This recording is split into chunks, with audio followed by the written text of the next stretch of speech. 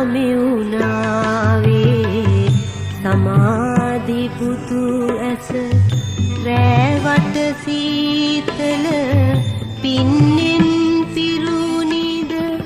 නැතිනම් සැබෑවෙන් කඳුලින් වැසුනිද මහමෙවුනාවේ සමාධි පුතු ඇස රැවට සීතල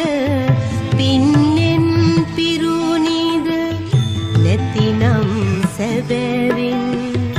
කඳුලින්